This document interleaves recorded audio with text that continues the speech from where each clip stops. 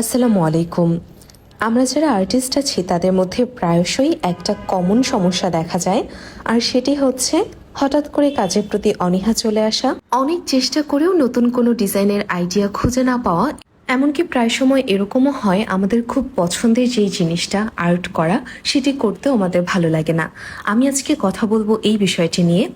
বেশ কিছুদিন যাবত এবং এর আগেও আমি এরকম প্রবলেম ফেস করেছি যে হঠাৎ করে আমার কাজ করতে ভালো লাগছিল না, কিংবা আমি কোনোভাবেই নতুন কোনো কিছু চেষ্টা করতে পারছিলাম না।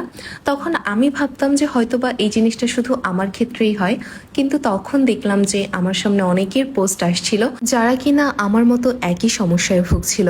তখন আমার মনে হলো যে এটি কেন হয়, আসলে এই বিষয়টা যদি আমি খুঁজে বের করতে পারি তাহলে হয়তো আমি এর কোনো একটা সমাধান খুঁজে বের করতে পারবো। তো যেই ভাবা সেই কাজ, আমি একটু ঘাটাঘাটি করলাম যে কেন এরকমটা হচ্ছে। তখন আমি জানতে পারলাম আর্ট ব্লক সম্পর্কে।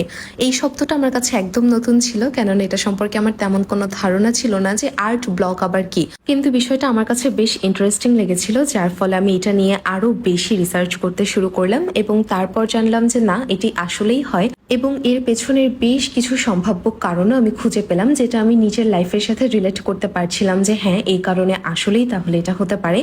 যেমন আমরা যখন খুব বেশি মেন্টাল প্রেশারে থাকি কিংবা কোনো বিষয় নিয়ে আমরা খুব চিন্তায় থাকি, তখন কোনো কিছুই ভালো লাগে না, স্বাভাবিকভাবেই তখন আমরা কোনো প্রকার আর্ট করতে পারি না, বা কোনো কিছুতে আসলে মন যদি না বসে সেক্ষেত্রে আর্ট আমরা অবশ্যই করতে পারবো না, কেননা আর্ট সম্পূর্ণটাই ডিপেন্ড করে আমাদের মনের উপর। আমাদের মন যতটা ভালো থাকবে আমরা ততটা সুন্দর করে জিনিসটাকে এগিয়ে নিয়ে যেতে পারবো।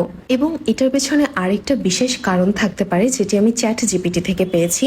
যখন আমরা নিজের কাজের সঙ্গে অন্যের কাজের তুলনা করতে শুরু করি যে আমার কাজটা ভালো হচ্ছে না, ওদেরটা ভালো হচ্ছে, ওরা কিভাবে এত ভালো করে পারছে, তখন আমাদের মন আমাদের ভেতরে একটা ইনসিকিউরিটি জন্ম দেয়। আর যার ফলে আমরা যত ভালোভাবেই কাজ করি না কেন আমাদের মনে হয় যে না, আমারটা ভালো হচ্ছে না, বা আমরা মেনে নিতে পারি না যে আমাদের কাজটা আসলেই ভালো হচ্ছে। স্বাভাবিকভাবেই আমরা তাদের সঙ্গেই আমাদের কাজের কম্পেয়ার করি যারা অলরেডি আমাদের থেকে অনেক ভালো একটা পর্যায়ে আছে। এই কাজটি একদমই করা যাবে না। শুধুমাত্র কারো বর্তমান সাফল্য দেখেই আমরা যদি তাদের পর্যায়ে নিজেকে নিয়ে যেতে চাই বা খুব অল্প সময় আমরা সেখানে পৌঁছে যেতে চাই, এটা তো আসলে কখনো সম্ভব না। যখন আপনার এরকমটা মনে হবে তখন আপনি তার পেছনের ঘটনাগুলো দেখবেন, তার পেছনের বিষয়গুলো জানার চেষ্টা করবেন। তখন আপনি বুঝতে পারবেন যে আসলে এই যে মানুষটা, আজকে আমি যাকে দেখে অনুপ্রাণিত হচ্ছি বা যার সঙ্গে আমি কম্পেয়ার করছি নিজেকে, উনি হয়তো বা অনেক বছর আগে থেকে স্ট্রাগল করে করে আজকের এই পর্যায়ে এসেছে। সুতরাং আমাকে সেই পর্যাপ্ত সময়টা দিতে হবে, সেই পর্যাপ্ত পরিশ্রমটা আমার কাজের পেছনে দিতে হবে, যার ফলে ইনশাল্লাহ একদিন আমিও তার জায়গায় পৌঁছতে পারবো। ছোট থেকে একদম অনেক বড় হওয়ার স্বপ্ন দেখলে অবশ্যই সেটা আমাদের ভেতরে খুব বেশি হতাশার জন্ম দেবে।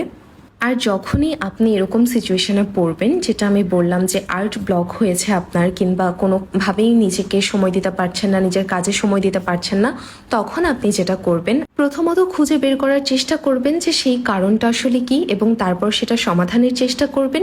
যতটা সম্ভব নিজেকে সময় দেওয়ার চেষ্টা করবেন। আর আপনার দৈনন্দিন যেই কাজগুলো থাকে সেগুলো থেকে একটু বিরতি নিয়ে আপনি চেষ্টা করবেন আপনার মন যেগুলো চাচ্ছে আর কি, মনের প্রশান্তির জন্য কিছু করার। তাই বলে আপনারা এটা ভাববেন না যে আপনি 2-4 দিন যে ব্রেক দিচ্ছেন কাজে, এটার ফলে আপনার কাজে কোনো খারাপ প্রভাব পড়বে, বা আপনার 2-4 দিন হয়তো জীবন থেকে হারিয়ে গেল, এই সময়টা যদি আমি প্র্যাকটিস করতাম আরো ভালো কিছু হতো। বিষয়টা আসলে ওরকম কোনো কিছুই না।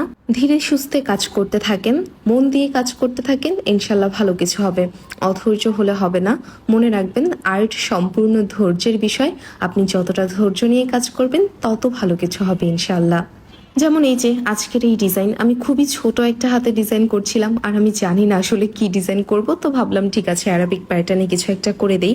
ডিজাইনের কারণে হয়তোবা মনে হচ্ছে হাতটা অনেক বড়, কিন্তু আসলে ওরকম কিছু না। হাতটা ছিল একদমই পুচকো একটা হাত। এই পুচকো হাতের টিউটোরিয়াল কেমন লাগলো আপনাদের জানাবেন কমেন্টে।